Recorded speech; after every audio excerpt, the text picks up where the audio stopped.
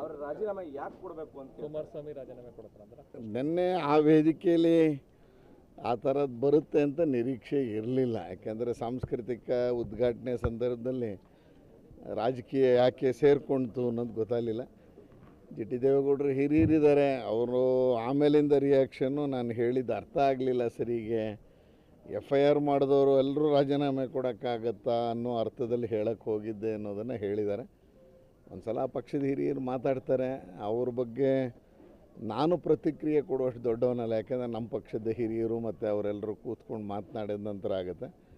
ಎಲ್ಲೋ ಒಂದು ಕಡೆ ರಾಜಕೀಯ ನುಸುಳಿತು ಅನ್ನೋದು ಉದ್ಘಾಟಕರ ನುಡಿಗಳಲ್ಲೂ ಅದು ಬಂತು.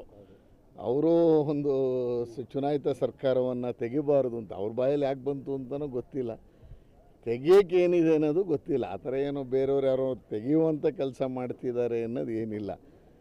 ಹಾಗಾಗಿ ಯಾಕೆ ಅವ್ರ ಬಾಯಲ್ಲಿ ಅದು ಬಂತು, ಅದಾದಮೇಲೆ ಮುಖ್ಯಮಂತ್ರಿಗಳು ಪ್ರತಿಕ್ರಿಯೆ ಕೊಟ್ಟಿದ್ದು ಒಂದು ರೀತಿ ದಸರಾದಲ್ಲಿ ಇದು ಬೇಕಿತ್ತಾ ಅನ್ನೋದು ಅನ್ಸೋಕ್ಕೆ ಶುರುವಾಗಿದೆ ನಾಡ ಹಬ್ಬದಲ್ಲಿ. ಒಟ್ಟಾರೆ ಜಿ ಟಿ ದೇವೇಗೌಡರ ಬಗ್ಗೆ ಇವತ್ತೇನೋ ಮಾತಾಡ್ತೀನಿ ಅಂತ ಹೇಳಿದ್ದಾರೆ.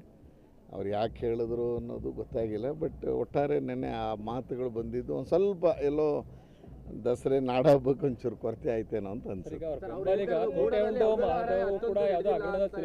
ಅದು ಅವರು ಸುತ್ತಕೊಳ್ಳುತ್ತೆ ಅನ್ನೋ ಪದ ಕೊಟ್ಟದ್ದು ತಪ್ಪೇ ಅಲ್ಲ ಅಂತ ಹೇಳಿದರು.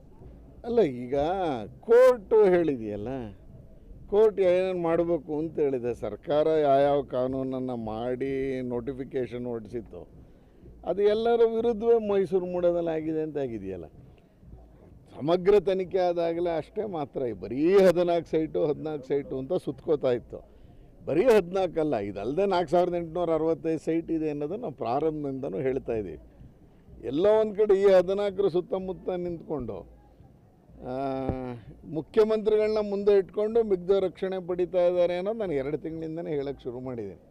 ಮುಖ್ಯಮಂತ್ರಿಗಳು ಅನ್ನೋದು ನೆಪ ಮಾತ್ರ, ಪಾರ್ವತಮ್ಮನವರು ಅನ್ನೋದು ನೆಪ ಮಾತ್ರ. ಮಿಗ್ದವರೆಲ್ಲ ಇವತ್ತು ನೋಡಿ ಕಮಿಷನರ್ನ ಸಸ್ಪೆಂಡ್ ಮಾಡಿಲ್ವಲ್ಲ, 14 ಸೈಟು ಮುಖ್ಯಮಂತ್ರಿಗಳಿಗೆ ರೆಸೊಲ್ಯೂಷನ್ನೇ ಮಾಡದೆ ಕೊಟ್ಬಿಟ್ಟು ಇವತ್ತು ಅವರು ನಟೇಶು ದಿನೇಶ್ ಅವರು ಇವತ್ತು ಆ ಸ್ಥಾನದಲ್ಲಿ ಮುಂದುವರಿತಾರೆ ಅಂದ್ರೆ ಮುಖ್ಯಮಂತ್ರಿಗಳ ಮನೆಯವ್ರು ವಾಪಸ್ ಕೊಟ್ಟಾಯ್ತು 14 ಸೈಟು. ಹೆಂಗೆ ಕಮಿಷನರ್ ಹಂಗಾರು ಉಳ್ಕೋತಾರೆ? ಯಾವ ಗ್ರೌಂಡ್ಸ್ ಮೇಲೆ ಅವರನ್ನು ಉಳಿಸಿದ್ದಾರೆ? ಯಾಕೆ ಸಸ್ಪೆನ್ಷನಲ್ಲಿ ಮಾಡ್ತಿಲ್ಲ? ಯಾಕೆ ಕ್ರಿಮಿನಲ್ ಕೇಸ್ ಆಗ್ತಿಲ್ಲ? ಇದೇ ಅರ್ಥ ಆಗದೆ ಇರುವಂಥ ಅಂಶ. ಎಲ್ಲೋ ಅಧಿಕಾರಿಗಳು ಇವರನ್ನು ಕಪಿಮುಷ್ಟಿಯಲ್ಲಿ ಇವರನ್ನೇ ಅವರು ಹಿಡಿದ್ಬಿಟ್ಟಿದ್ದಾರೆ ಅಂತ. ಭೈರತಿ ಸುರೇಶ್ ಅಂತವರು ಇವರು ಈ ಥರದವ್ರ ಕಾರಣಕ್ಕೆ ಮುಖ್ಯಮಂತ್ರಿ